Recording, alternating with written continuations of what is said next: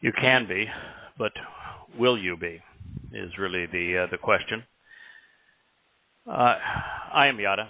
I'm here with Kirk and Dee, and we entered new territory here on this program. This is something now that I've been part of for better part of 20 years, speaking out on behalf of Israel, Yehudim, Jews, on behalf of Yahweh, your God, the God. Been writing about him, translating his testimony out of the oldest extant sources, the Dead Sea Scrolls, for better part of 22 years now. And while Yahweh's timeline, and that is God's one and only name, it's not only okay to say it, the only means to salvation, to forming a relationship with him, is to know it and say it. It's easily pronounced, so don't let anybody fool you. It's written with 4 vowels, one of them repeated, so it's only 3 letters that you have to pronounce it. And the proper pronunciation of them is explained in the verb that his name is based upon, Haya, to exist, and upon the place where you would go to find out how he introduced himself to Moshe and to the rest of the world through the Torah. It was 22 years ago, this past September, that a God whose name I did not know at the time asked me to engage and work with him, which seemed fairly startling since I had no credentials of any kind. And there had to be many more qualified people until he told me what he wanted done initially, which is why there was no one else who was willing. He wanted me to expose and condemn Islam. Now, I did so. I wrote a book initially called Tea with Terrorists, about my meeting with Al-Qaeda, with Hamas, with Islamic Jihad. Back within, days of 9/11. And that book became as popular worldwide as almost any book ever written on Islam. It is irrefutable. It is 1,000 pages of very tightly densed text that exposes Allah and Muhammad in their own words. I left that project, although I made it free online for anyone to read worldwide, and I did 5,000 radio interviews on syndicated talk radio programs so that people know that it was there and what they would learn. Some 20 years ago, I moved on to translating Yahweh's testimony. And it was not until October 7th of this year that I returned to Prophet of Doom, and I'm in the process now of rewriting it. I have finished the first of what will be 4 volumes, so the rewrite is extensive. First volume is called Snake in the Desert. It's available at Amazon for the cost of printing and shipping without royalty. It is available as an ebook for, I think, about 25 cents. And it is also available for free in its entirety on the yadayah.com website, go to the far end of the shelf. Within a week or so, I will have completed Volume 2, which is going to be about 750 pages of translations of the Quran and Hadith, along with extensive commentary. And the reason this is so timely, and the reason I want to discuss it with Israel in particular, with Jews, is because of what happened on October 7th and what it means for the nation of Israel and for the ethnicity of Jews. You are the luckiest people on earth There is a God. His name is Yahweh, and he chose you. As a matter of fact, within Jew, Yahud is Yahweh's name. It means beloved of Yah.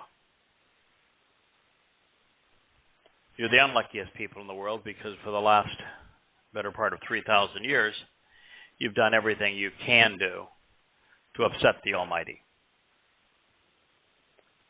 And it is particularly hazardous to your future that you've chosen to be religious. It is the most often discussed topic throughout the Torah and prophets, is God's disgust with his people's tendency to be religious. The people who are the furthest from Yahweh, from a relationship with God amongst Jews, are the Haredim, followed by all other Orthodox and ultra-Orthodox Jews. But God's not fond of politics either, and so if you're at the far end of the spectrum and you would consider yourself a progressive, you have no hope of knowing the Almighty. And this is now particularly important because we are nearing the very end of life as we know it on this planet. And listen, I'm not a pessimist, I'm not a naysayer, I'm not a doom prepper. I'm just going to tell you what Yahweh told us because it's important for you to know. What happened on October 7th, Yahweh predicted. And what he actually had to say is how what you witnessed on October 7th, even though it was unimaginably horrific, with some 2,500 to 3,000 Islamic jihadists, mutilating, raping, plundering, using arson, torturing, terrorizing, kidnapping, doing the worst of all possible behaviors, trying to denigrate, desecrate, humble, terrorize Jews, doing it deliberately. It is only about, well, at the very least 10%, and I think likely 1% of what Yahweh has predicted and is inevitable. And it's important that you know that the next attack, once Israel has finished its campaign in Gaza, and once Israel comes to realize that the political campaigns and platitudes by the IDF that was asleep, not only in terms of its intelligence, completely overwhelmed and comatose regarding the intelligence on what was going to occur. In fact, I actually predicted the nature of this attack a year before it occurred on this program. And yet, the IDF intelligence, the Shin Bet, the Mossad, even with dossiers on it, couldn't figure it out. But the next attack isn't going to be 2,000 or 3,000 jihadists. No, it's going to be 200 or 300,000 jihadists. The initial salvo isn't going to be 2,500 rockets and drones. It's going to be 250,000 rockets and drones. You're not going to be putting out fires in parking lots and an occasional building here and there. And you're not going to be wondering why the Iron Dome only had a 92 or 3% effective rate. Because the number of rockets, missiles, and drones is going to exceed the Iron Dome's capacity by as much as 50 to 1. It will be rendered useless. Cities will be ablaze. And at the same time, under the cover of that aerial assault, Islamic terrorists from Lebanon, would obviously be Hezbollah. Syria, again, through what's known as the West Bank, it's really Judea and Samaria, the Fakistinians, who are now almost universally aligned with Hamas. And likely even jihadists from Saudi Arabia, Egypt. Collectively, they will attack Israel from all sides. There will be flotillas coming in from Turkey as well. It's going to be such that the border communities of Israel will be overrun, even worse than what the 22 communities, many kibbutzim in southern Israel, experienced on October 7th. I don't say this to scare you. I don't say this because I want it to happen. By God, I want it not to happen. I've risked my life these past 22 years to keep it from happening. I don't think there's anyone on the planet who has received more death threats trying to protect Israel than I have. But I want you to know that it is going to happen. And the IDF will not be able to save Israel.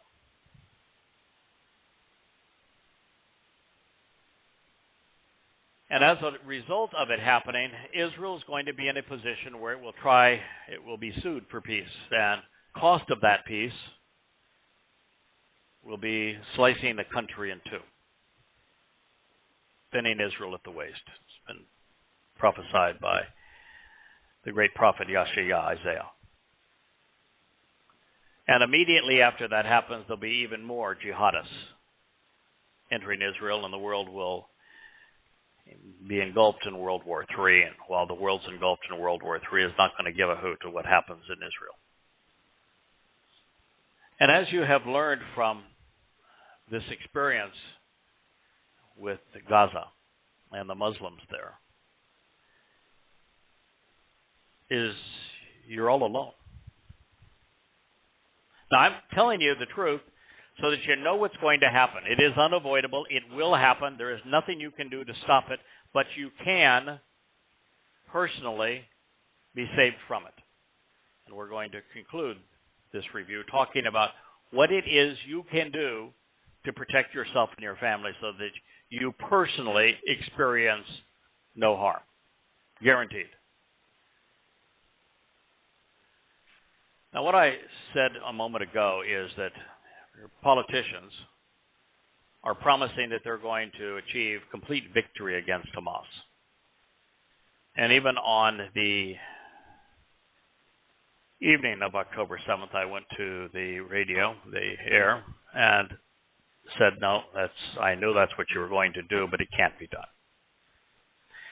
You could stay in Gaza for the next, well, you don't have 1,000 years, but if you had it, you could stay in there for 1,000 years, and you could continue to lash out at Hamas, and you would find that the more Hamas terrorists you killed, the more Hamas terrorists there would be. You can't prevail against a religious enemy with bullets and bombs. You make more of them, not less of them. Now, I'm not saying that therefore you should take it on the chin and let them have their way with you. I have no issue with Israel bombarding Gaza. I don't think there is such thing as an innocent civilian in Gaza.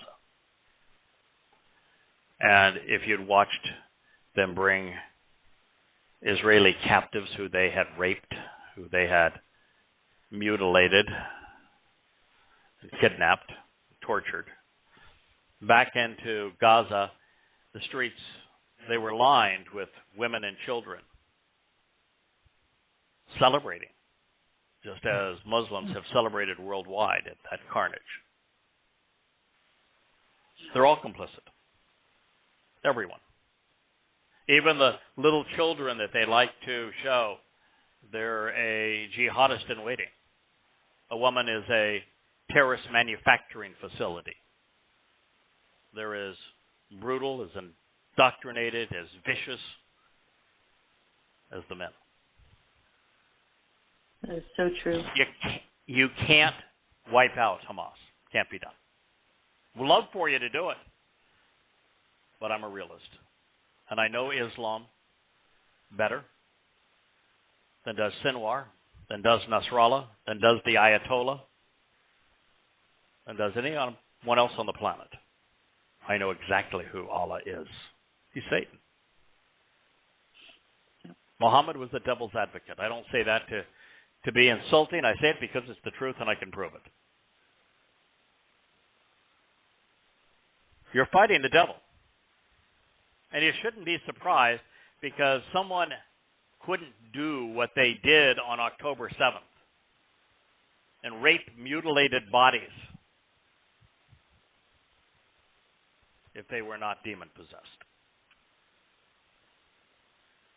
That's who you're fighting. Now, fortunately, the devil's lost his mojo.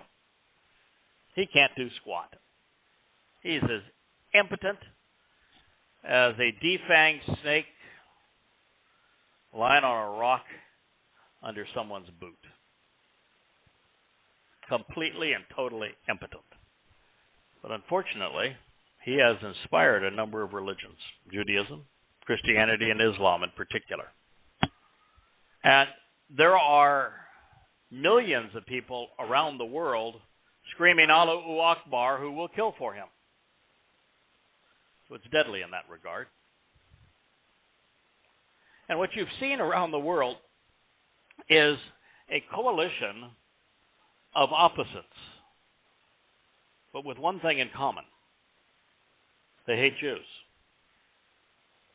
And this coalition is Muslims, where around the world it's about 95% in polls think that what Hamas did in Israel, mutilating, kidnapping, torturing, was a good thing.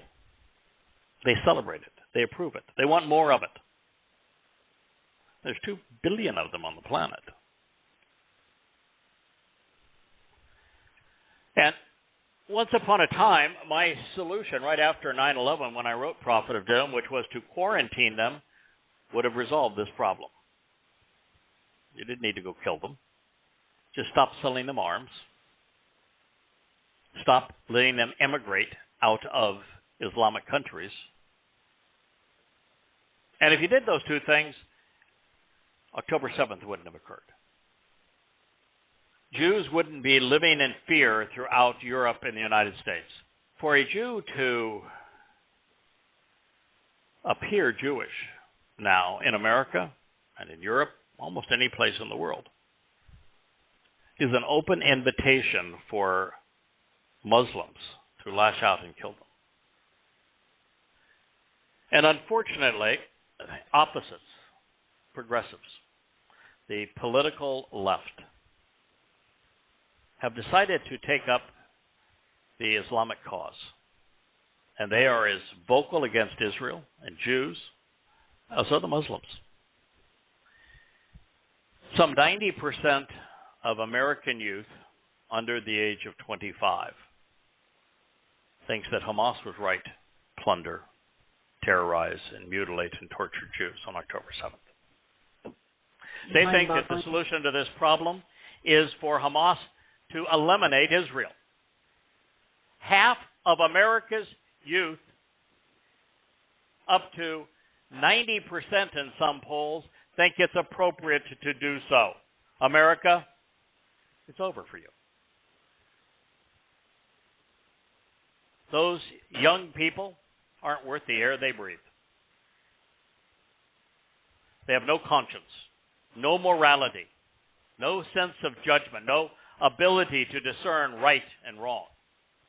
Christians in America, almost 2/3 of them think that the solution is the 2-state solution, and that is what you're being cajoled into.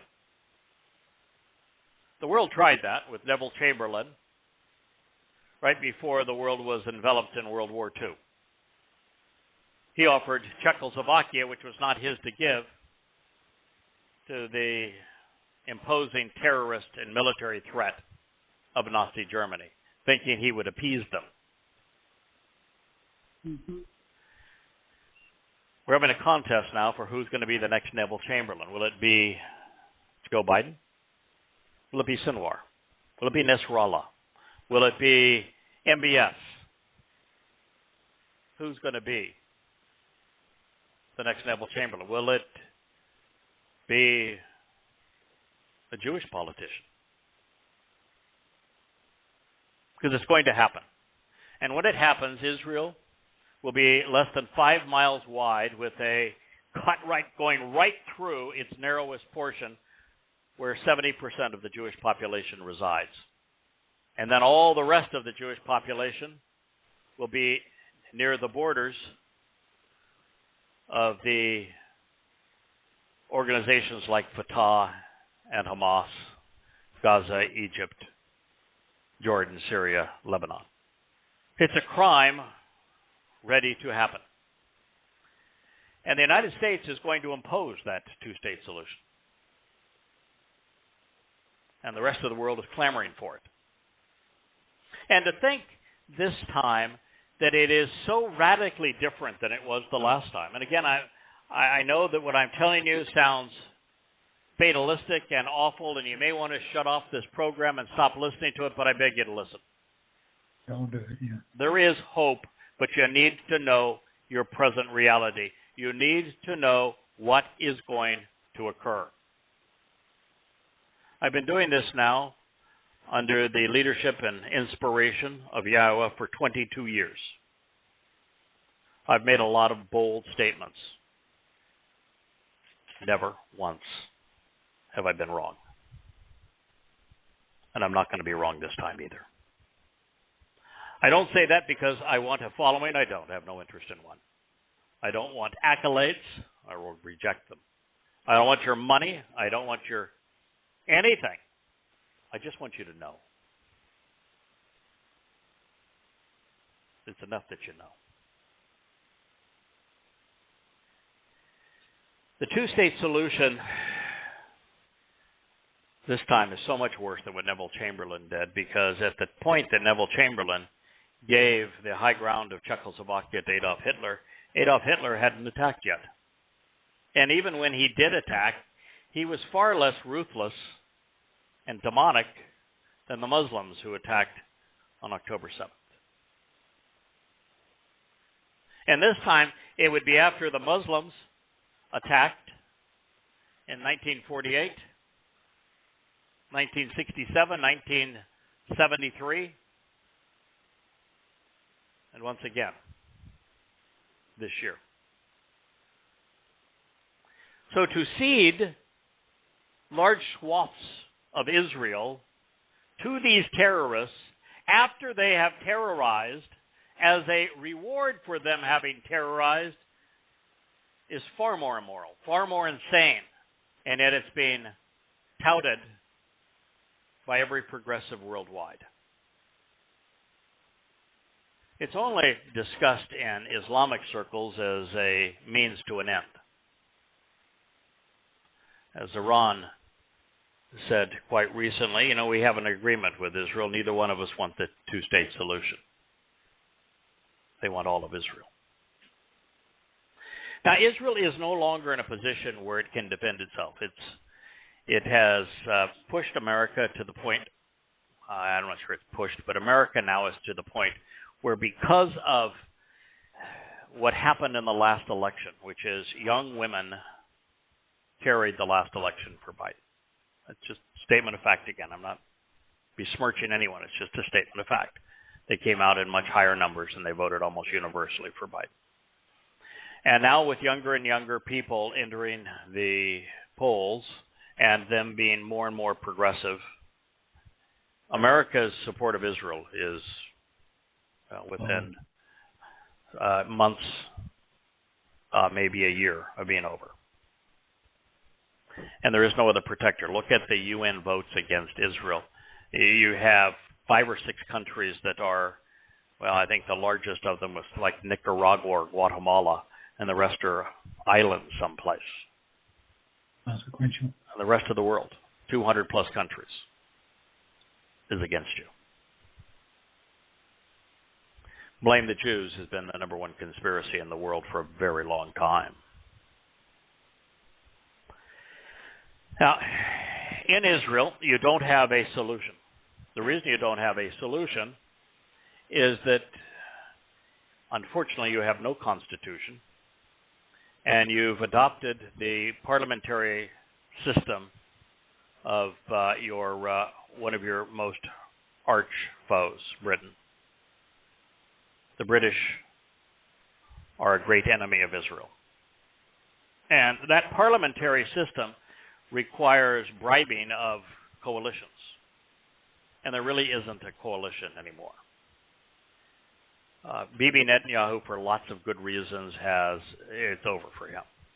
His approval ratings are, 5 or 6%.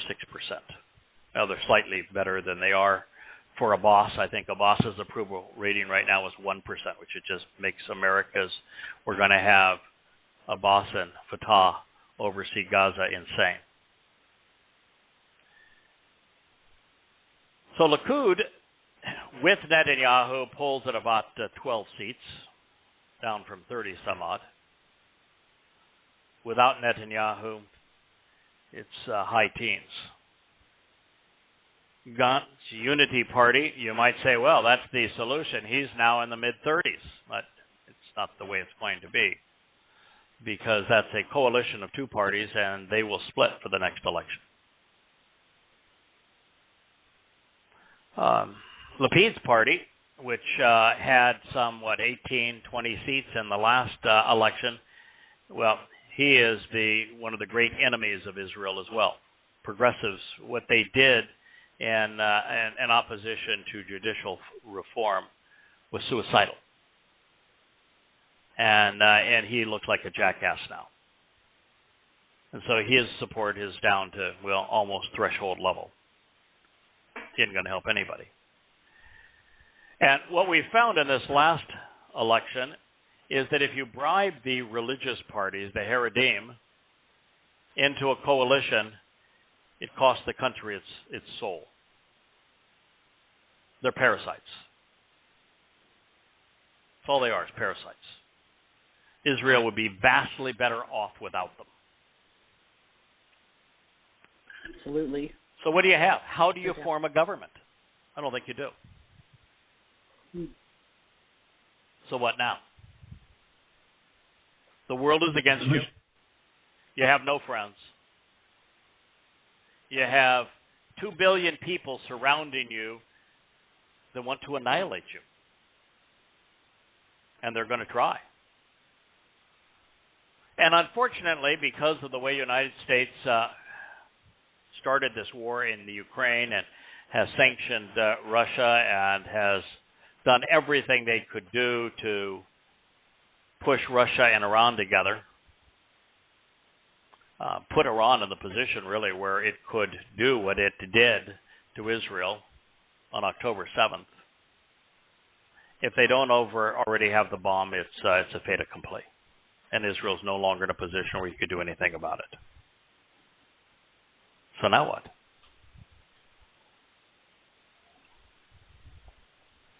When the United States decided to sanction Russia, what it did is it pushed most nations away from the United States. BRICS all of a sudden gained enormous momentum. And early next year, you're going to see Saudi Arabia and the United Arab Emirates and others join BRICS. And you're going to see the petrodollar be a thing of the past. And once that occurs, the United States economy goes into free fall. Now what? And let's just say that the United States prevailed and provided enough hundreds of billions of dollars of weaponry to the Ukraine that the Ukraine was able to take the battle to the Russians. Let's just say that's what happens. Or the Russians say we can't fight this battle anymore. The United States has supplied too many weapons. Then what? Do you think they go quietly into the night? No, sir. Or do they lash out with the nuclear weapons? Yeah. It's a fait accompli. Mm-hmm. The United States has done everything it could do that is wrong. And Europe has applauded all along. And now you've got the mouse that roared, the Houthis, precluding international shipping from going up the Suez Canal. Oh, so the United States is there with great force. What's the United States going to do? Go to war with the Houthis? And we tried that in Afghanistan. How well did that turn out for us? That's really the difference between the Houthis and the Taliban. When we began that war, the Taliban controlled about 10% of Afghanistan. When we ended the war, it's 100%. How'd that work out for us? We invaded Iraq because we lied and said that Saddam Hussein was harboring al-Qaeda when he hated bin Laden, hated fundamentalist Muslims. We broke the country and gave it to Iran. How'd that work out for us? That's your supposed ally, Israel.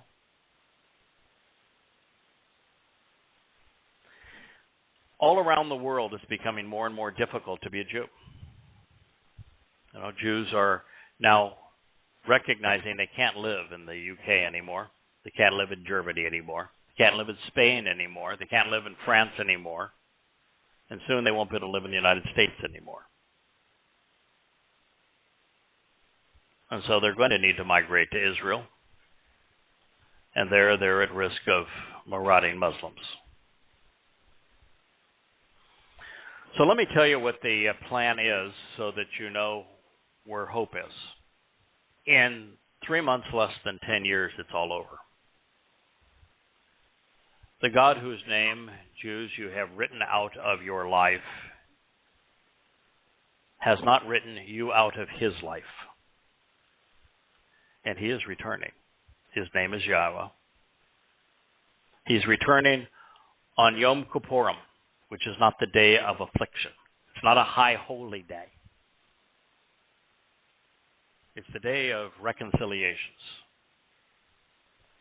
It is the last time that Jews will be afforded the opportunity to come home, to recognize Yahweh, and to greet your Messiah and Savior.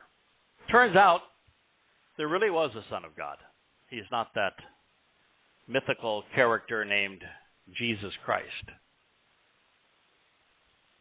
His name is Dod. Yahweh refers to him as his son. He says, I am his father. He calls him his firstborn. There really was a Messiah.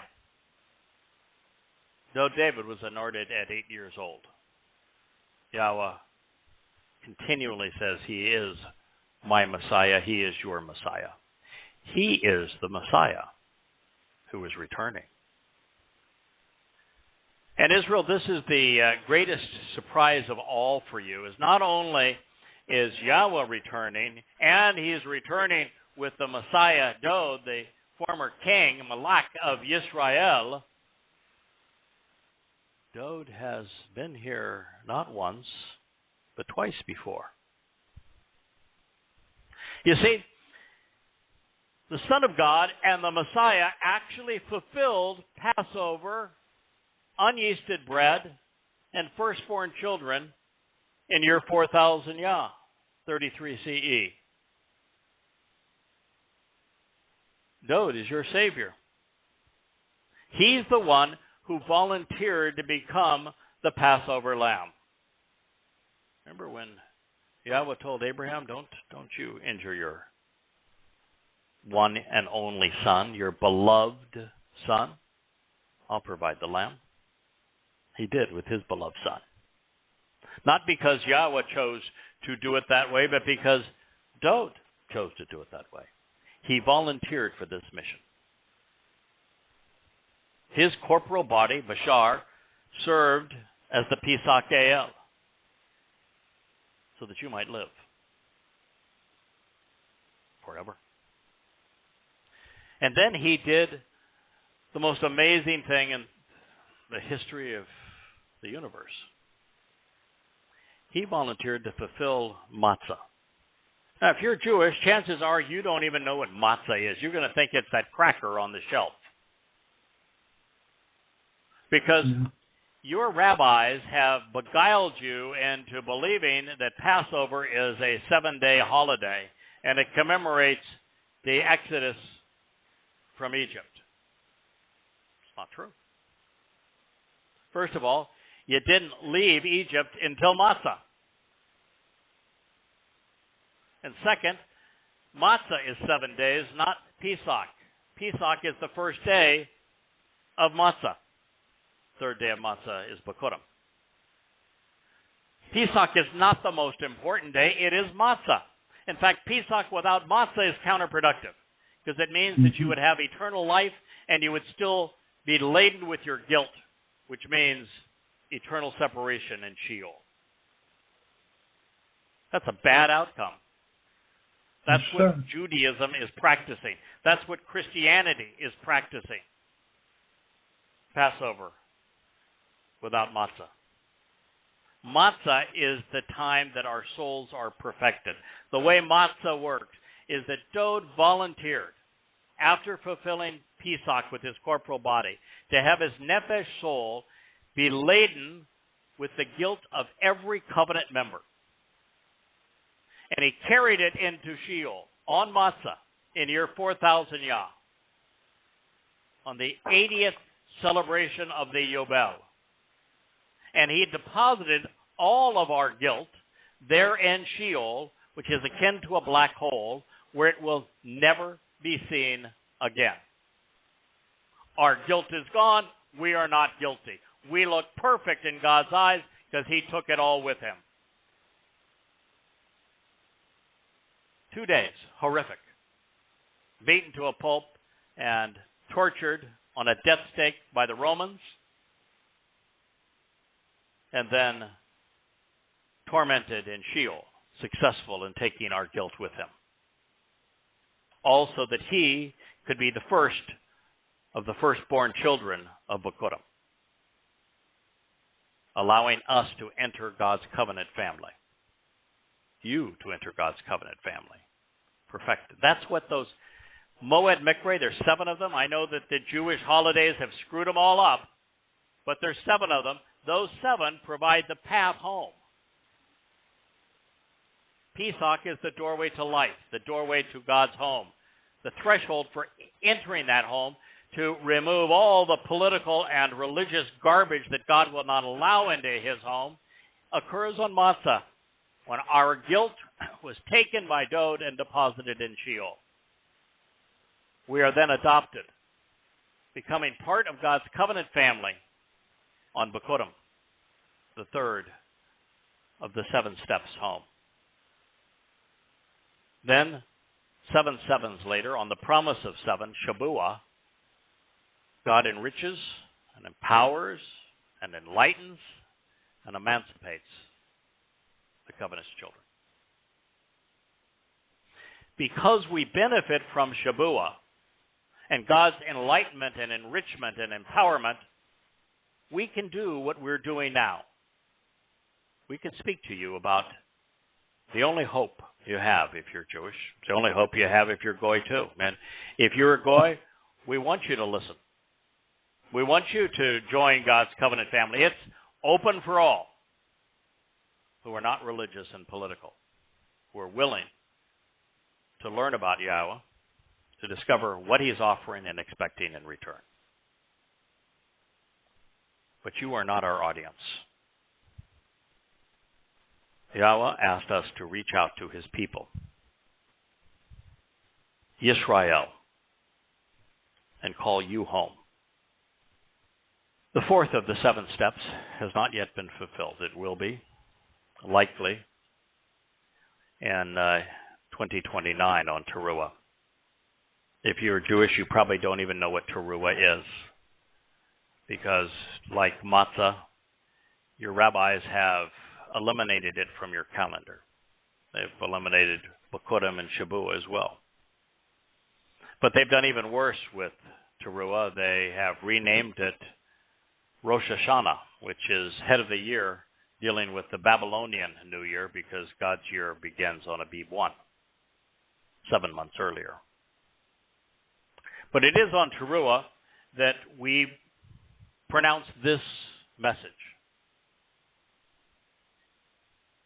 And let me tell you something that you may question, but it's still important for you to know. Yahweh must have said it 200 or 300 times, so it shouldn't be a secret.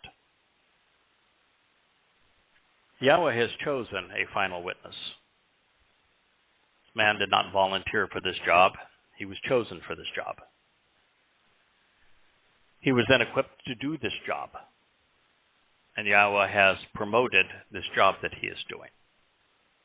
Mm-hmm.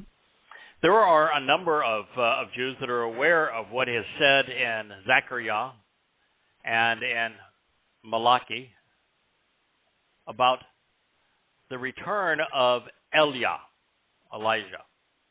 Yah is God. You don't know when, but I'll tell you when. And you don't know who is joining him or why, but I'll tell you both. It's important that you know.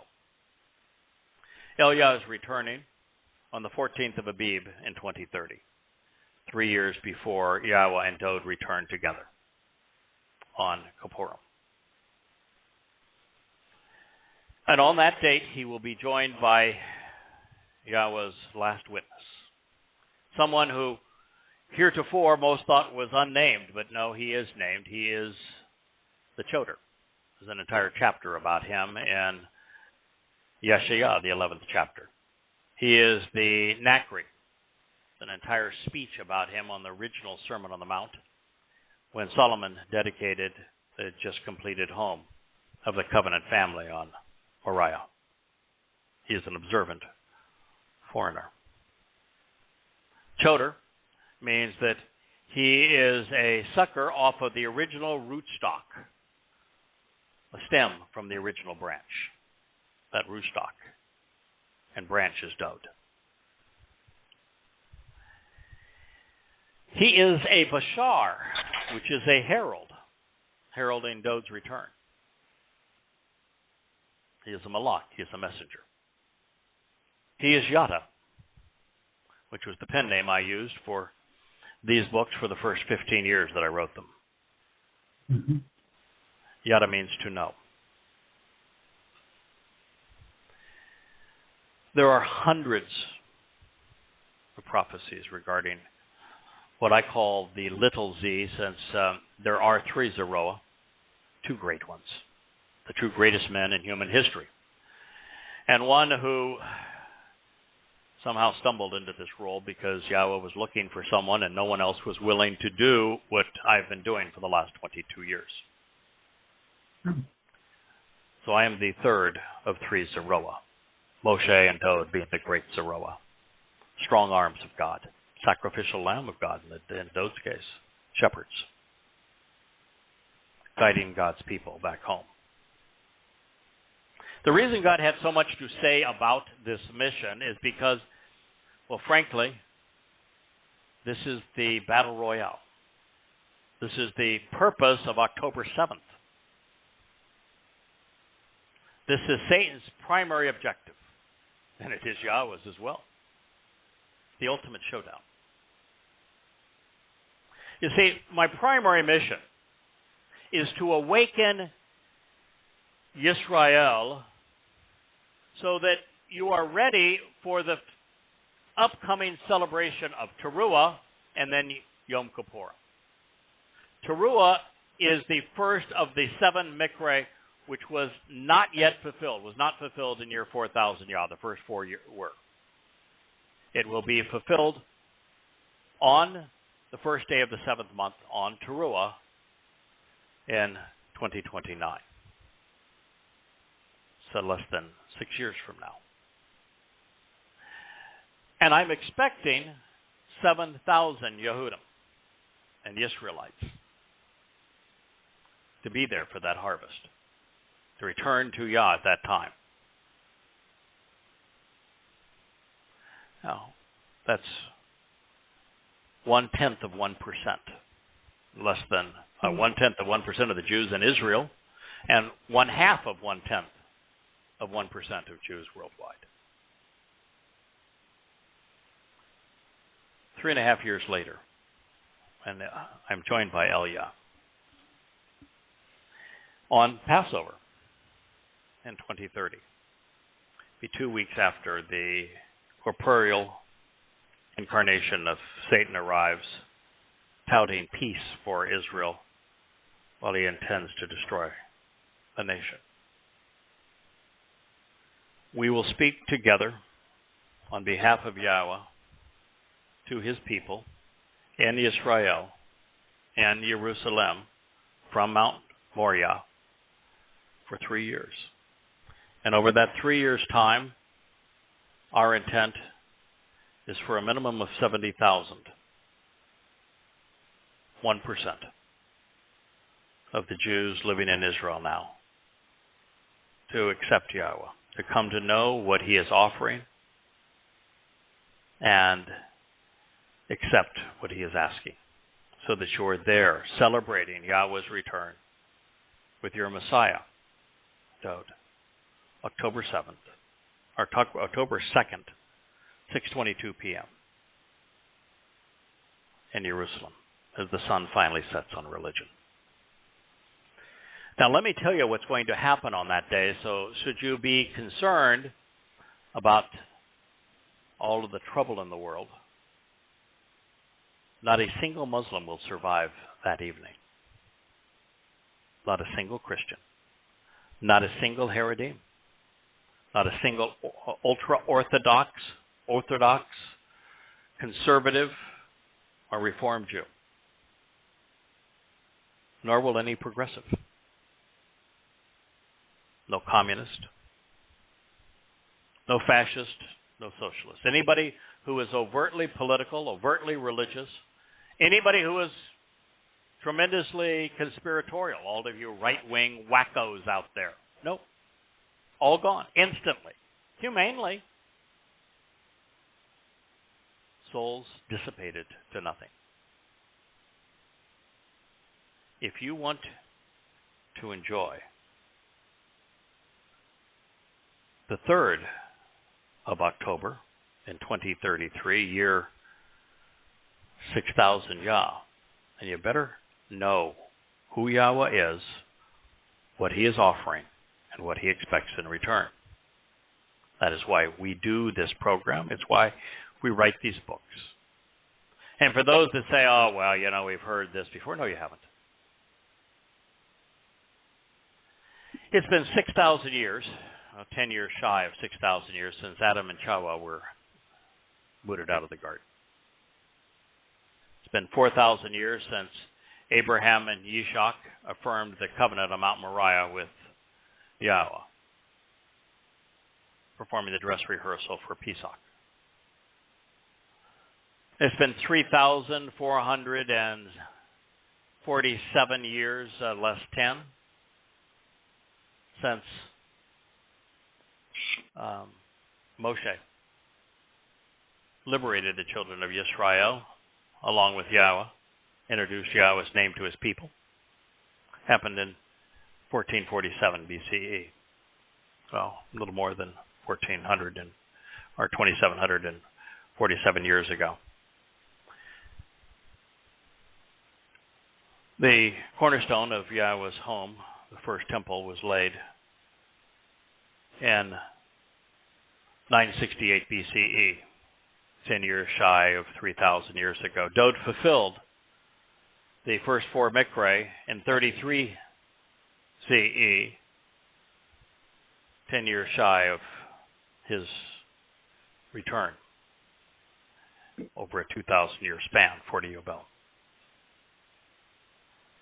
This is where we are in the timeline. And the reason you've never heard this before is that while Yahweh had prophets who recorded his message, the greatest of them being Moshe, followed by Dode, then Yeshaya, Isaiah, but also Hosea, and Zephaniah, and Zechariah, and Malachi, Jeremiah, that all of them spoke to the children of Yisrael about why it was aggravating Yahweh for them to continue to be religious, and about when Yahweh was going to return and how you could be part of that covenant family that survives his return. However, none of them dated Yah's return. None of them came to you and said, you have 10 years. None of them had to remind you that Yahweh has a name, that it's Yahweh.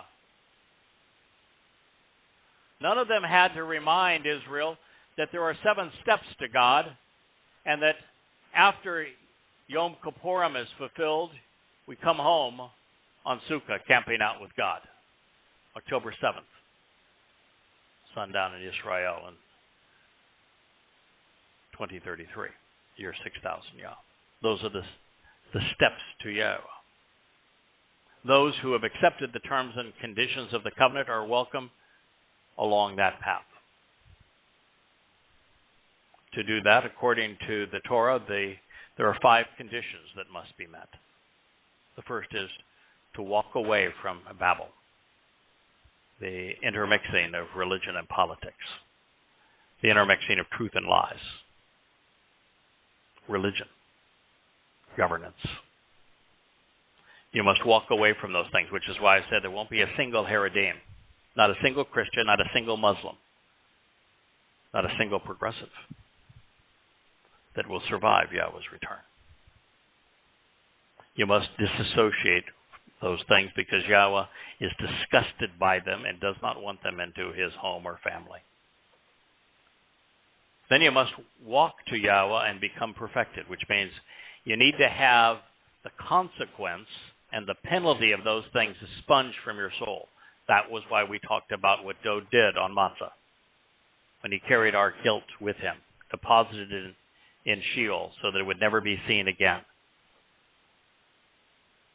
So the second step of the covenant is to walk to Yahweh through the Moed Mikre, to become perfected by him.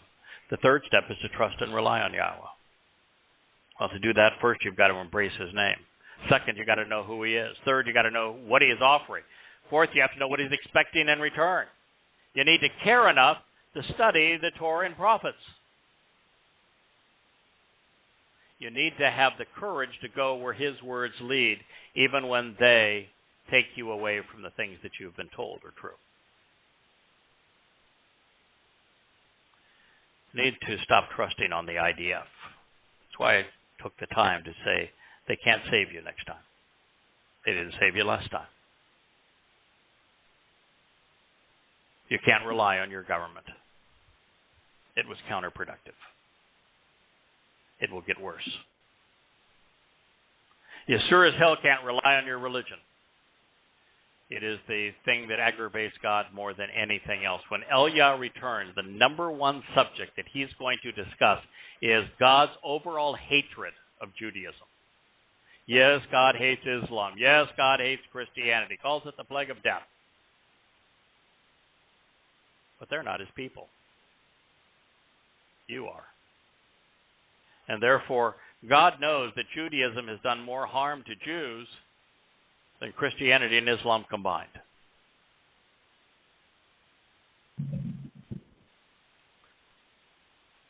So the fourth condition of the covenant is to closely examine and carefully consider its terms and conditions. To know that there are 5 conditions: a prerequisite, walking away from the babble of religion and politics, from your country, from your society. This is not geography here. This is the recognition that religion and politics and conspiracy corrupt. And you have to walk away from that babble. To walk to Yahweh on the path that he has provided, which means you cannot celebrate these Mikra as the rabbis would have you do so. You know, for example, on a Passover plate, all they throw on is a zoroa, a bone of lamb. But it should be the main ingredient. They've got everything else on the plate. But what is important? They talk about everything about this date except what's important, what it means. It's the doorway to life. and they never do discuss it as part of Chog Matzah. But you need to understand what Chog Matzah represents, why it's the most important day each year, and how this leads to God's return on Kippurim, the Day of Reconciliations, which is not a day to twirl chickens over your head. And Sukkah is not a day to have the four kinds and to go off and spend a fortune for an ugly piece of bitter fruit.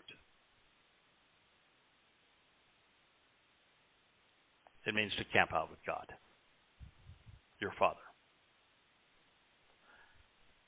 So the fourth condition of that covenant is to closely examine and carefully consider the terms and conditions of the covenant. If you go to yadayah.com, yada means to know, Yah is the familiar form of Yahweh's name, .com, you'll find a bookshelf. Some 30 books on that shelf. The books right there in the middle that speak about the 7 Moed Mikra, invitations, harvests, and appointments. We'll tell you all about those Mikra. The book prior to it, which is called Family, will tell you all about the terms and conditions and the benefits of the covenant.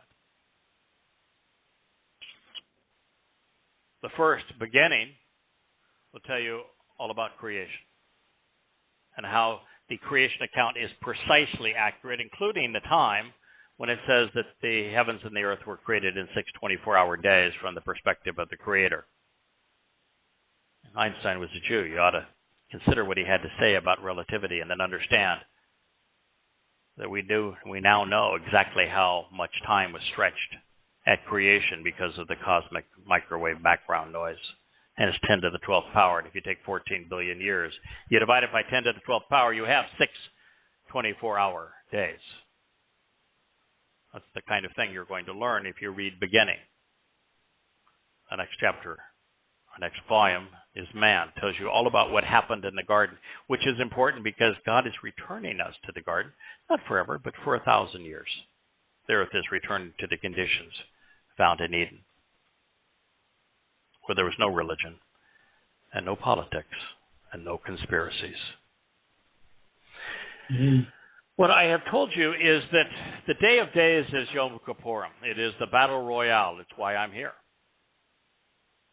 For Satan to prevail, he has to change Yom Kippurim to the Day of Doom. It's the number one discussed subject in the Quran. The Day of Doom. What Satan needs to have happen is for either every Jew to die or them to be terrorized into submission, such that there are none of you who are there on Yom Kippurim when Yahweh and Dod are promised to return.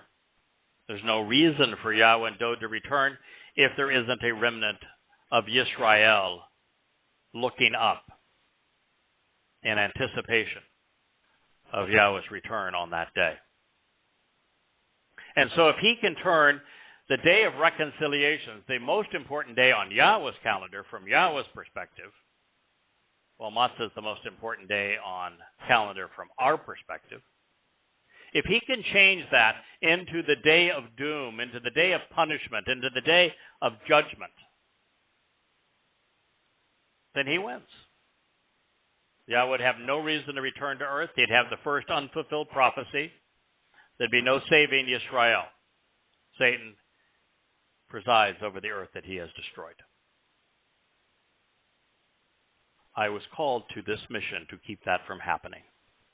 My job is to go from having 0 Jews anywhere in the world saying, knowing, using Yahweh's name, embracing the 5 conditions of the covenant, attending the 7 Moed Mikra as God invited us to attend them, being part of his covenant family, understanding that Dod is your Messiah, that he's the one who is returning, that he's also your Savior, that fulfilled those Moed Mikra. It is my job, empowered by Yahweh, to have there be from 0 Israelites that know this to less than 10 years from now to have a minimum of 70,000. And 6 years from now, when we celebrate the True Harvest, 7,000. Why we're doing this program. That's why I've written those books. That's why you've never heard anything like this before. But I'm here to tell you that October 7th occurred because for Satan to prevail and to keep Yahweh from returning, he needs to obliterate Jews. He needs to silence them, to cower them, to dehumanize them, to annihilate them. That's what October 7th was here to test. It was the test for the big show, which is 100-fold. It is thwarted by having a remnant of Yisrael embrace Yahweh's name. Having a remnant of Yisrael accept the terms and conditions of the covenant. Have a remnant of Yisrael answer the invitations to attend the Moed Mikra as God instructed. And I don't come here with just a summary voice. Look on that bookshelf. Pull the books down from beginning to end, starting with an introduction to God. Read through the end of them. There's more substance there than you've ever been provided in the history of the Jewish people. All from Yahweh. All irrefutable. For what I'm saying to be wrong, someone would have to prove that everything that I have written is wrong. Because if anything that I have written is right, and it's all right, then everything I'm telling you is true. And no one has ever been able to disprove any of it. Not a word. I provide much more complete and accurate translations of Yahweh's testimony than ever before. And my commentary on Yahweh's testimony is inspired by his 7 spirits, specifically to awaken you. Again, I'm not selling you anything. I don't accept donations. I don't have a secret clubhouse. I don't have a following. I don't want a following. I don't want a clubhouse. I certainly don't want a religion. I don't want your money. I don't. No. If I don't even get to know you until this is all done and we're celebrating eternity with God, that's just fine. I do this actually not for you. I do this for Yahweh. Because somewhere along this journey with him, this 22 years now, I fell in love with him. And frankly, I want what he wants. And I've devoted my life to the thing that he wants most of all, which is for his people to come home, to stop being political, to stop being religious, to stop being stupid. You're the smartest people in the world. But when it comes to your God, you're stupid. Open your eyes. Open your ears. Start listening. Start reading. Be observant. Come to know Yahweh. He's wonderful. He's liberating. He's emancipating. He's empowering. He's enriching. He's approachable. He doesn't want you to bow down to him. He doesn't want you to worship him. He doesn't want your money. He just wants you to get to know him. And he hopes that once you get to know him, the same thing will happen to you that happened to me. That happened to Dode. You fall in love with him. Because then he can do everything as a father on your behalf and lift you up, teach you, guide you, walk with you, enjoy eternity with you. This is the answer. This is your hope. This is why we're here. This is why, as bad as these next 10 years are going to be, that you can be like us and celebrate it, knowing that this is what must happen for God's people to finally awaken, finally be willing to listen. You know, It's been since the time of Moshe, 1447 BCE, been recalcitrant and obnoxious towards God. Read the waters of Meribah. The story of the Exodus is not a story of celebrating how wonderful Israel is. It's a story of how obnoxious Israel is. And it's been that way all the way through. And God still hasn't given up on you, and so nor have I.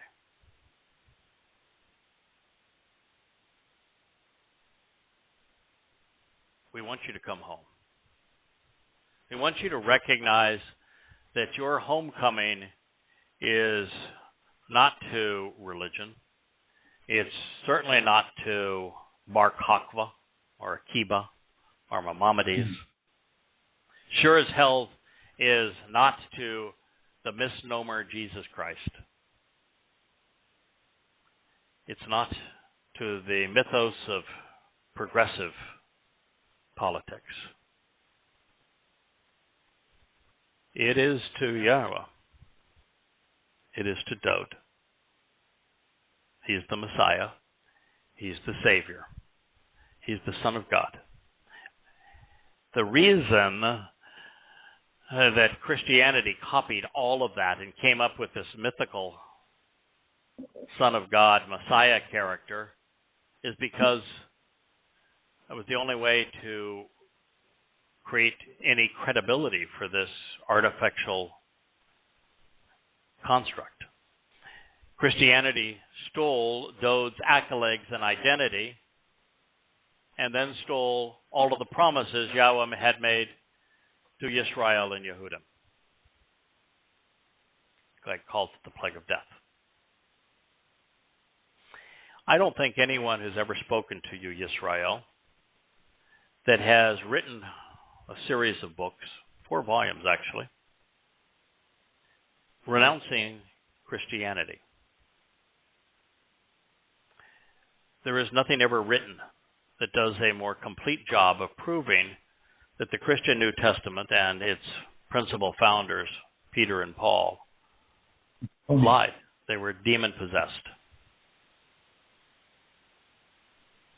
I have proven conclusively that the Christian New Testament is anti-Semitic and that it is nothing but a horrendous perversion and corruption of Yahweh's Torah and prophets, while at the same time having written the most comprehensive analysis in opposition to the Sunnah and Hadith and Quran of Islam, one that now will be 4 times longer in 4 volumes, renamed Goddamn Religion.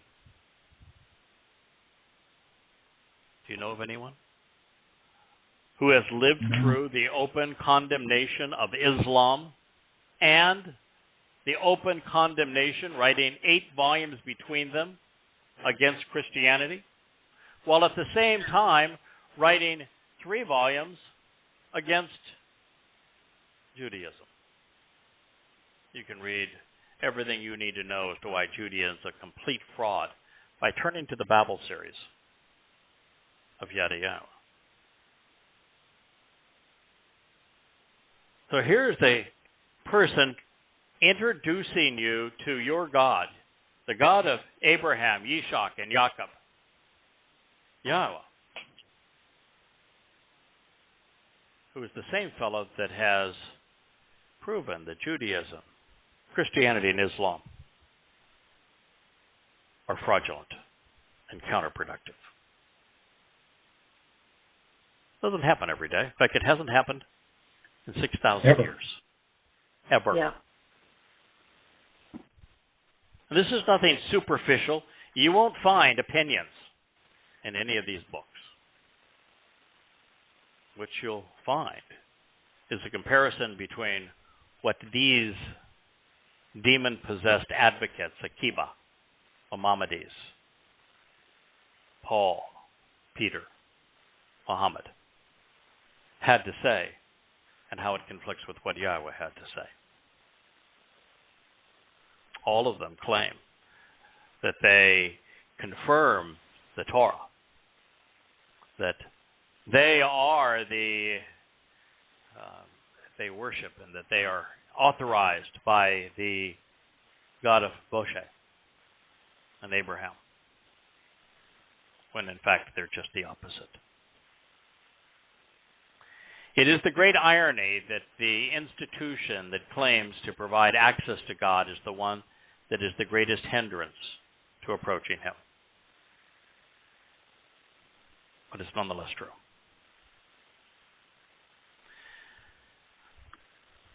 So tonight, as we share with you all of the reasons why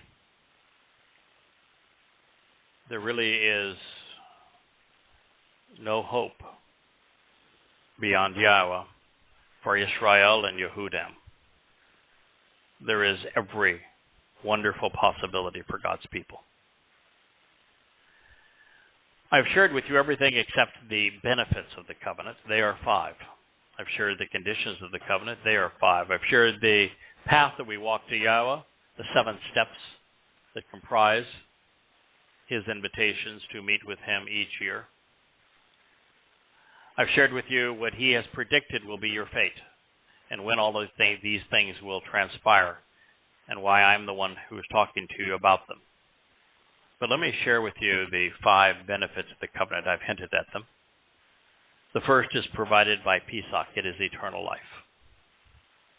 The second is provided by Matzah. It is the perfection of our souls. The third is provided by Bakudim. It is being adopted into Yahweh's covenant family. The fourth and the fifth are both provided through Shabuah, where we are enriched and we are empowered as God's children. Rather than lifting God up in praise and worshiping Him, which degrades Him, it says that you think your God is somehow insecure and wants a praise bot, when that is demeaning. It's Yahweh, our Father, that is here to lift us up, not the other way around. He is in a position to do it, where we're not. And it's counterproductive. It's like a 2-year-old saying, "Here, Dad, let me see if I can balance you on my head." No. God is in a position to lift us up, and He does it through these 5 terms and conditions of the covenant when we accept them, and the 5 benefits. I don't think I shared the 5th condition of the covenant, but it is as a man to be circumcised, and as a woman when giving birth to children, to make certain that our sons are circumcised on the 8th day. And the purpose of that is to recognize that we are to raise them in a way that they're cut into God's family and cut out of the family of man. Those are the 5 conditions. Those are the 5 benefits. They are provided through the Moed Mikre, which is the path we walk to God. We are now living in the 5th of those 7, and the most important day is on our horizon, which is the Pilgrim of Yom Kippurim in year 6000 Yah, October 2nd, 6:22 p.m. in Jerusalem, 2033. That's where we are. That's what God is offering. That is what we continue to share and to write about. That is the reason why it was essential that I go back to Prophet of Doom and rewrite it as Goddamn Religion, so that you would know what the adversary is attempting to do with motivating progressives and Muslims alike to side against Jews, to degrade them, to dehumanize them, to silence them, to eliminate them. What you may not know, and this is again be a surprise to many, but if you really want to get to know who Satan is and what he is about, open the last 2 books in the series that I wrote called Babel, Venomous and Abominable. They cover the book of Ezekiel. Ezekiel, as it turns out, is very much like the Quran. Better written, of course, but everything is better written than the Quran. The Quran's the worst book ever written. Yeah. But Ezekiel is a more articulate version of the Quran, less repetitive, more articulate. And at the opening sequence, which is the vision that he says is of God, no, it's of Satan. And from there, the story goes to 25 different ways to kill a Jew. And Jewish women, the source of future Jews, are raped by this demonic voice of Ezekiel. Whereas he continues to rant on the 25 torturous ways that he has to annihilate Jews. And this all goes until we have the same thing that is trumped throughout the Quran, which is the day of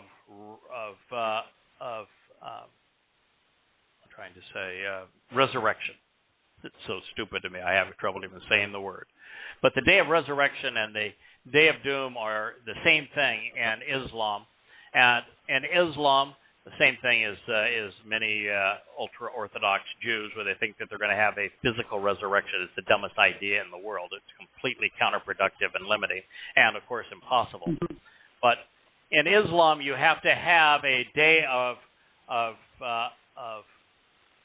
being bodily resurrected, because it's flesh of men with really puny brains that is being tantalized in Allah's brothel, and it's skin that is being singed and boiled and roasted in Allah's hell.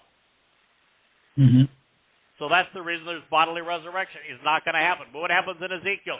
You've got the valley of the dry bones, of bones being resurrected to be an army for Satan. And what is he doing? It's the same thing that fills the Quran, or all this mumbo-jumbo about Gog and Magog. Not true. But Satan wants you to know that you're going to fight this last battle, and that he's going to raise this army of walking zombies to attack Israel.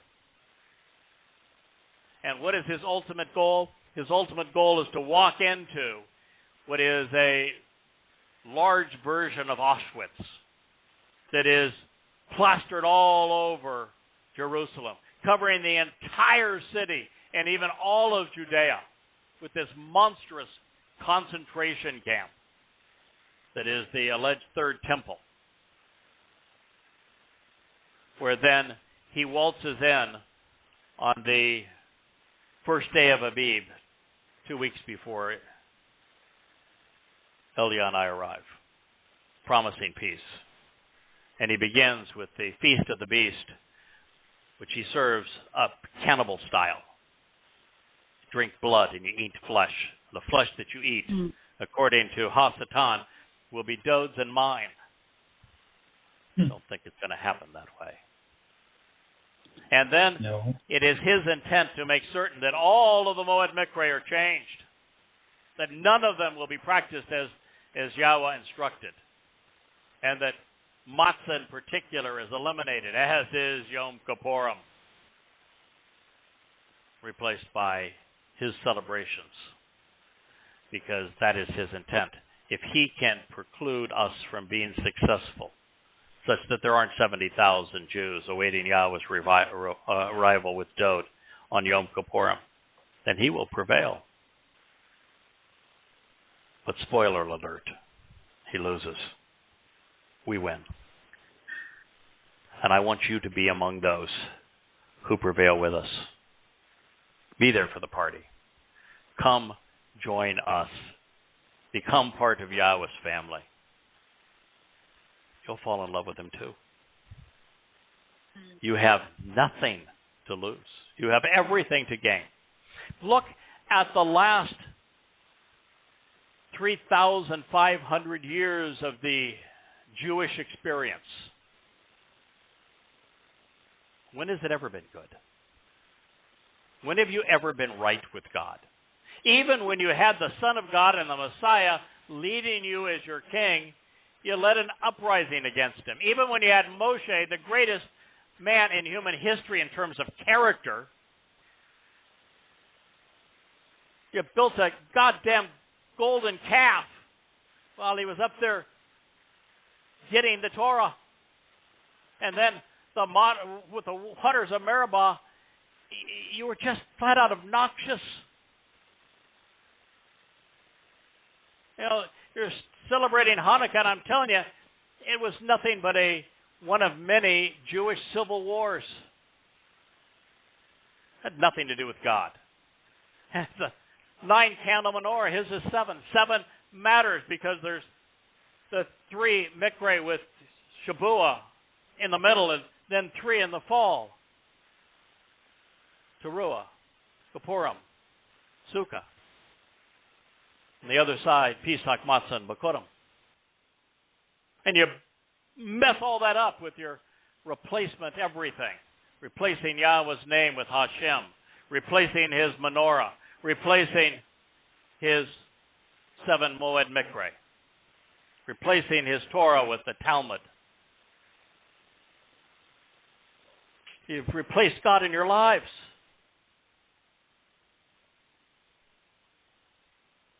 It hasn't worked out well for you. You know, the definition of insanity is continuing to do the same thing and expecting a different result. You are witnessing the result. It's what happened when the whole world rallied against you after bludgeoning you on October 7th. I want to tell you, it makes me angry, makes me sad to see what happened on that day.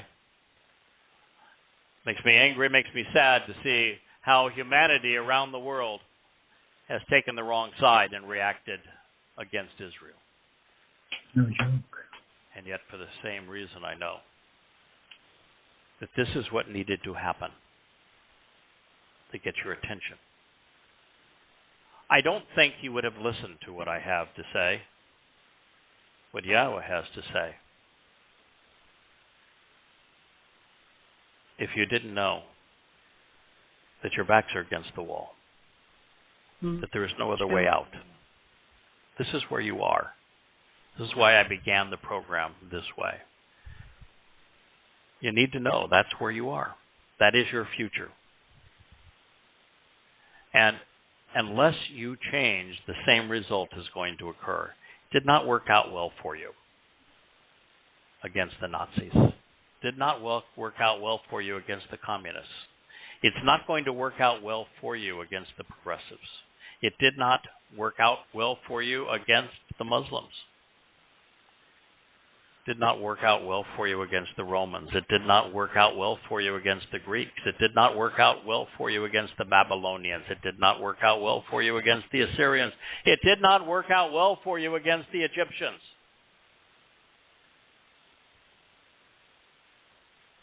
And if you want that to change, you need to change your attitude towards Yahweh. Stop being religious and engage in the covenant relationship. And everything will change. You'll be celebrating as we are. Really, that's what I wanted to share on this program. We only have 3 minutes left.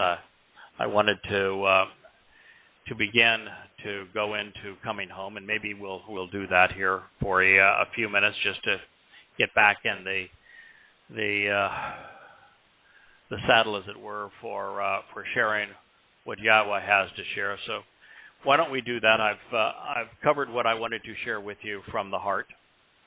Thank you. And now I'm going to share with you from the research that we have done as we began to analyze Dod's Mizmor. I don't know if you know it, Israel, but if you look at the Dead Sea Scrolls, there's one collection that there are more of than the Torah or of Yeshayah, the great prophet. And that is the collection of Mizmor, Psalms, from Dod. He is the most gifted orator of all time. He is the most brilliant man who ever lived. He's the only king who was also a prophet. He is the Messiah who was anointed with Yahweh's Spirit. He's the only man in human history to have 3 lives. He was here and lived 1000 BCE. He was here, and that would have been in year 3000 Yah. He returned in year 4000 Yah. He will return again in year 6000 Yah.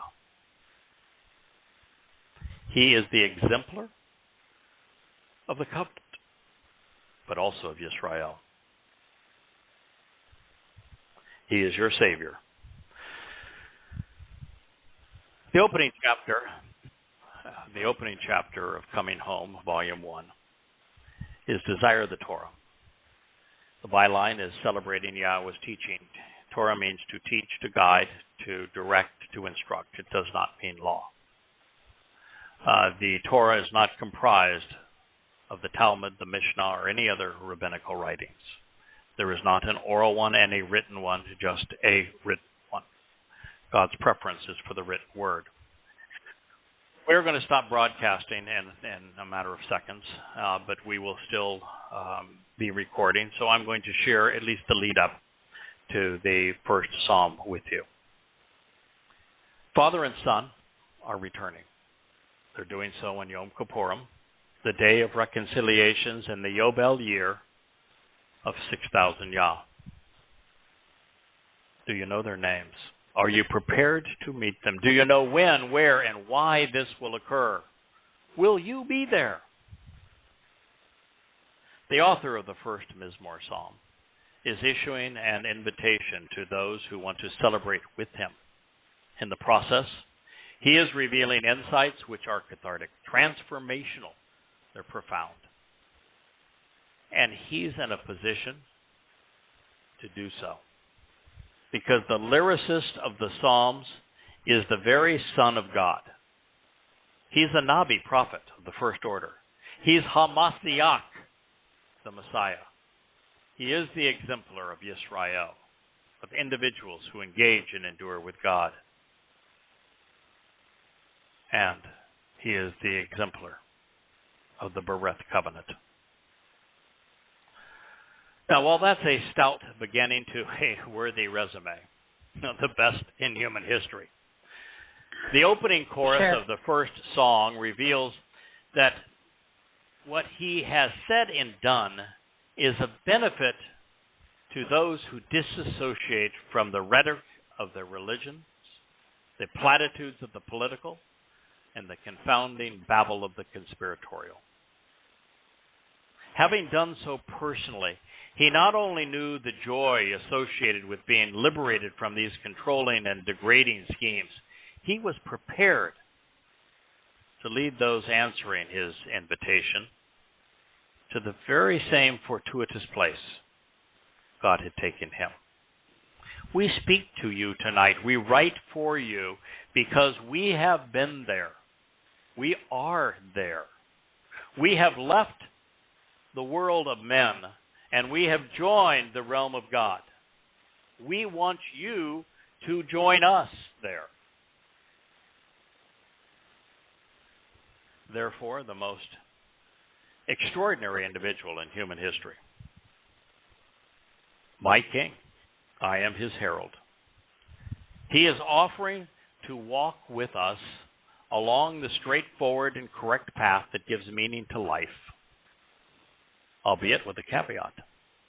There is a prerequisite, because his invitation is only for those willing to forego the caustic and disorienting, the degrading influence of religion, politics, and conspiracy. It is not a coincidence that this same condition serves as the covenant's lone prerequisite. Now, Dode's guided tour away from mankind's pervasive schemes, and if you're unfamiliar with that name, Dode, that is actually how you pronounce his name. It's Deleth Wa Deleth.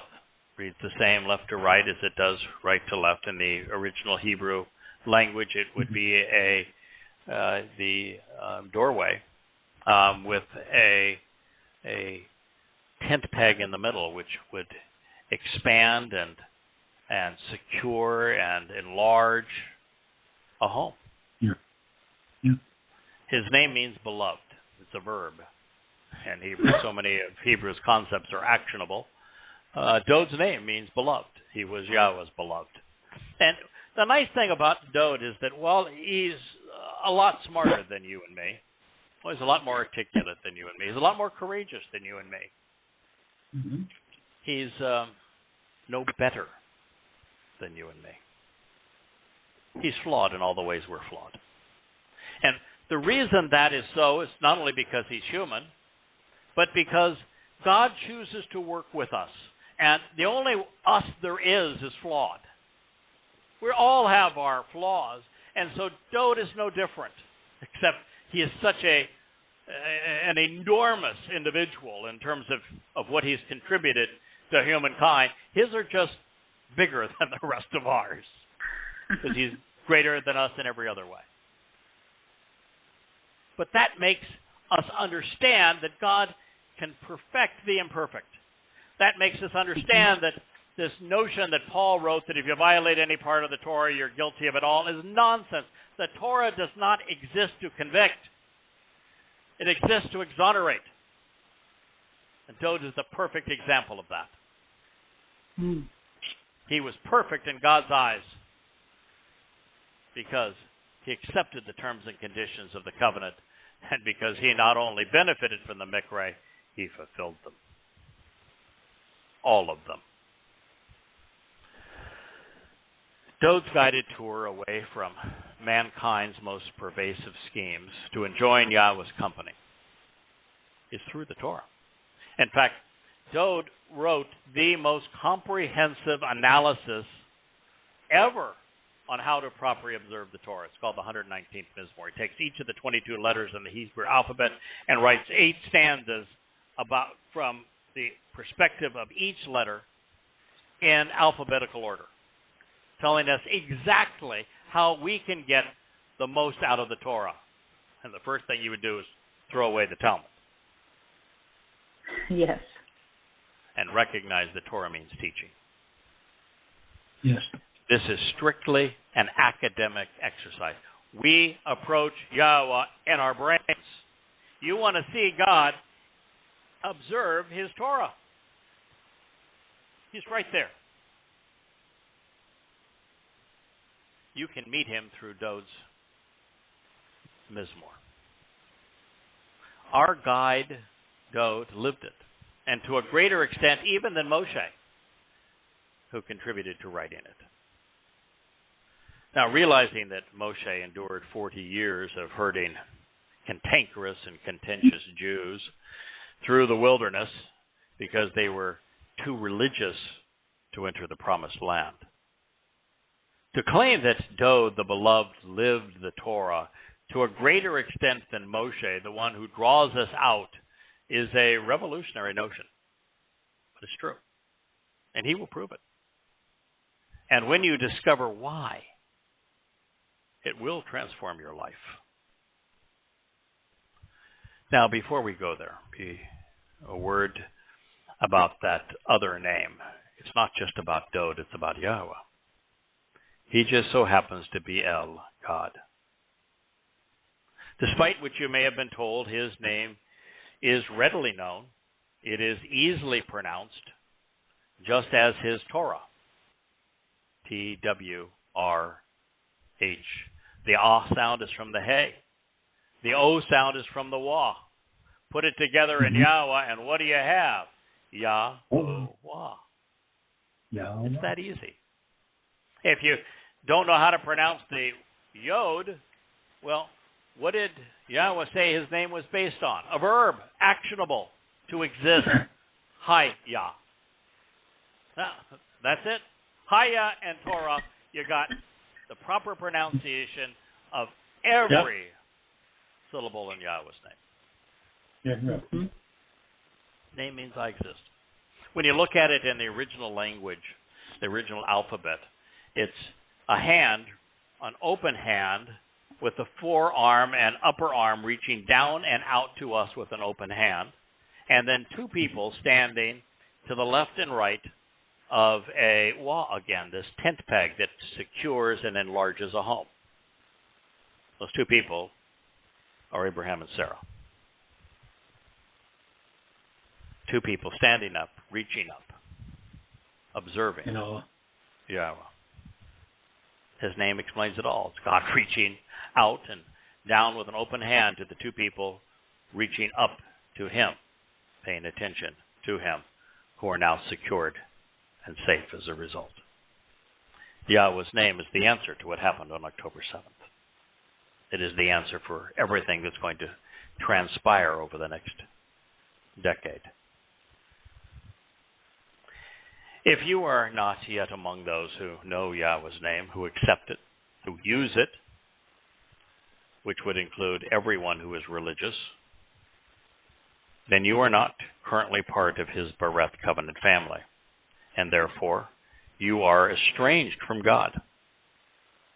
Should that be true for you, then you're going to want to pay especially close attention to what Dode David has to say regarding his invitations to walk with him and benefit from him along this path that he is enlightening to Yahweh. And now a word about our God. His name is DWD. Dode means beloved. He and his father Yahweh will demonstrate beyond any doubt that the author of the Mizmor song deserve every accolade bequeathed to him. And these include Ben-El, son of God, Ha-Mashiach, the Messiah, Bakor, firstborn, and Melech, king. He is also our Ra'ah, shepherd. He is the chosen one. He is the ultimate Zeroah, sacrificial lamb, and strong arm of God. Turns out, he is also our Yasha. He's our Savior. This distinction was earned during his second of 3 lives, among his people. You, like many, are likely aware of some of what he accomplished as king of Yisrael. Considering how his legacy is discounted and misappropriated in religious circles, however, I suspect that there's very few of you that actually know why Yahweh chose Dode when he was 8 years old. Why he anointed Dode 3 times, beginning at 8 years of age, and why the Ruach spirit enveloped him. I'll bet you that those that haven't at least read Coming Home don't know why Dode volunteered to fulfill Pesach, Matzah, and Bakorim, and then why Yahweh accepted Dode's offer, or how you can benefit from it. But if you listen, if you read, you will know. Dode's life, his lyrics, and his loves were tumultuous. They were cerebral, and they were also emotional.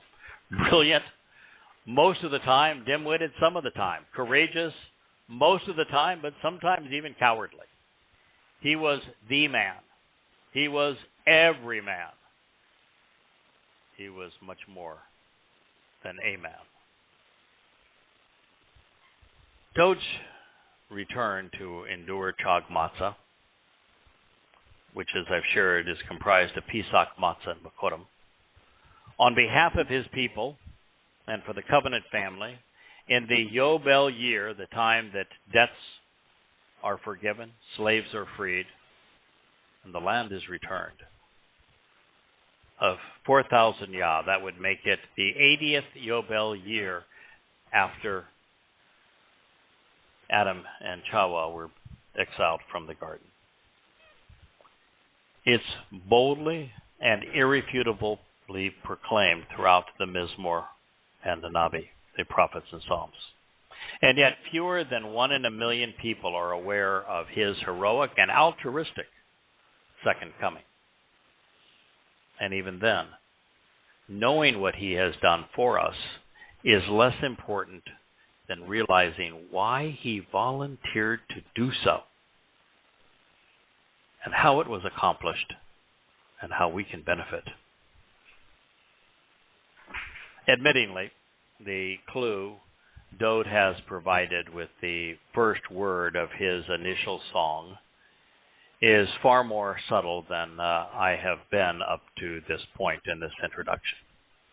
It's based upon Ashery, a compound of Asher to benefit from the relationship and Ani, me. Asher is among the most expressive words in the Hebrew lexicon. As a verb, noun, name, relational pronoun, particle, and conjunction, it speaks of being blessed and becoming joyous by receiving the benefits of the relationship. This occurs by walking along the correct path to give meaning to life in its fullest, ultimately standing safe and free. Maybe the greatest word of all of the words throughout the Torah. Yeah. And it is interesting that 22 years ago, when I began this mission, the word that drew me into this mission was Asher. Mm-hmm. I was looking at a prophecy that, I bet I have now translated 20 times.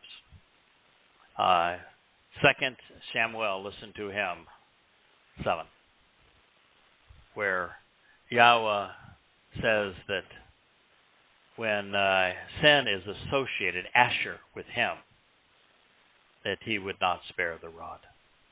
And I knew that every English translation was wrong. I didn't know by how much. But it was by coming to understand the fullness of this word that I was introduced to Yahweh, got to know him personally. And it was in the process of learning what Asher means in its fullest connotation that I fell in love with translating.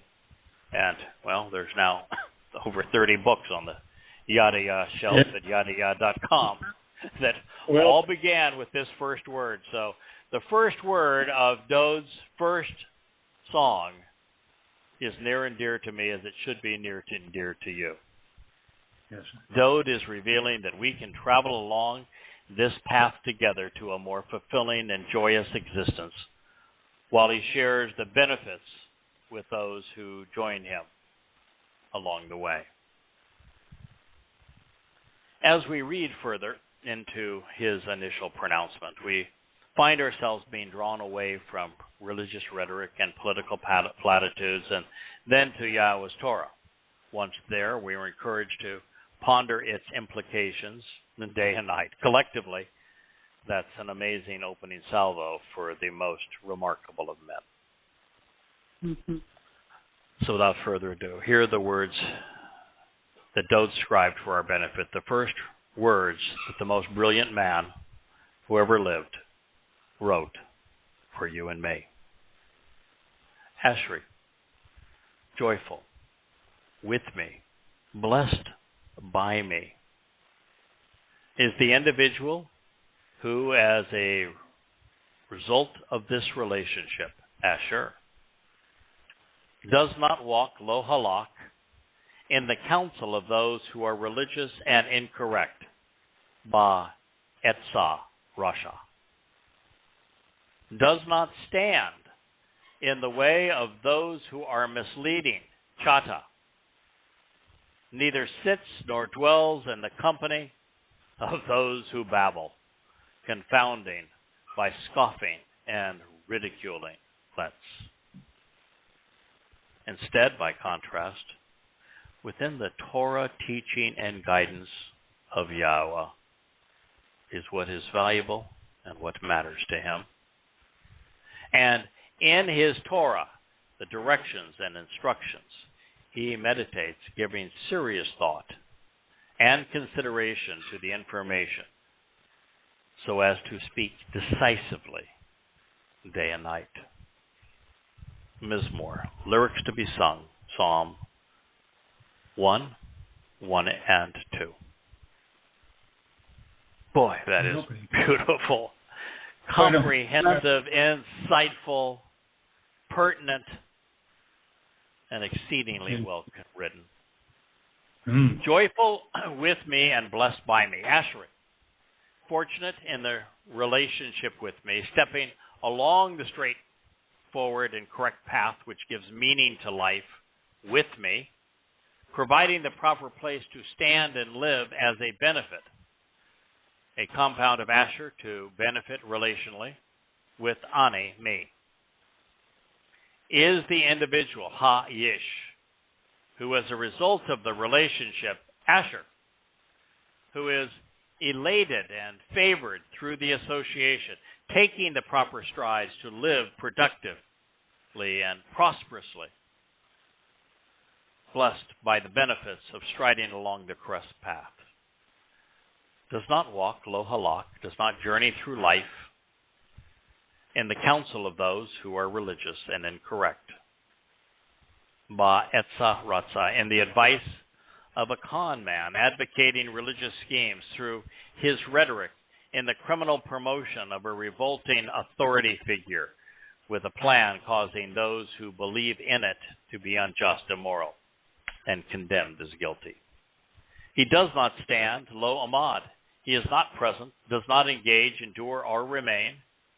Unfortunately, these things that we're not doing are all written in the perfect, which means the moment we stop doing them, we are fine with God. In the way of those who are misleading, neither sits or dwells in the company of those who babble, ridiculing, those who are presumptuous in their interpretations, who are arrogant, who deride, mock, scorn, causing derision through contempt. Instead, by contrast, Ka'im, however, genuinely and honestly within the Torah, the teaching and guidance, the instructions and directions of Yahweh, that is an accurate transliteration of the name of Eloah, God, guided by his Torah instructions on his Haya existence and our Shalom reconciliation, is what is valuable and matters to him. Chefetzu gives his life meaning, purpose, such that he is pleasing and accepting. And in his Torah, Yahweh's Torah, directions and instructions, he meditates, giving serious thought, consideration to the information, so as to speak decisively. He reads and ponders, thinking intently, and decides and roars to remove what does not belong day and night. So how does Dode begin his opening conversation with us? By telling us, don't be religious, and instead value what Yahweh is teaching us in his Torah. Yeah. Unmistakable. Irrefutable. He begins with Asher. Join me there. Yeah. Benefit with me. Benefit from me. Take this walk along with me. He introduces you to God's name, Yahweh. He had no problem writing it. He had no problem saying it. He loved Yahweh's name. And the Torah is Yahweh's. It's not rabbinical. It is comprised of direction and instruction, teaching and guidance for our lives. It's what matters to us. It should matter to you. Well, that's a good start. We are now within moments of Blog Talk Radio telling us goodbye. I'm delighted that with the message still up there on Blog Talk Radio that their broadcast system is defunct, that we were able to get through this program. And I am delighted to be able to talk to you from the heart about what you're facing, Israel, and to be able to call you home. Yahweh loves you. He wants you to know him and love him in return. Good night. Shabbat Shalom. Thank you, Yada. Good night. Yes, thank you. Night. Night.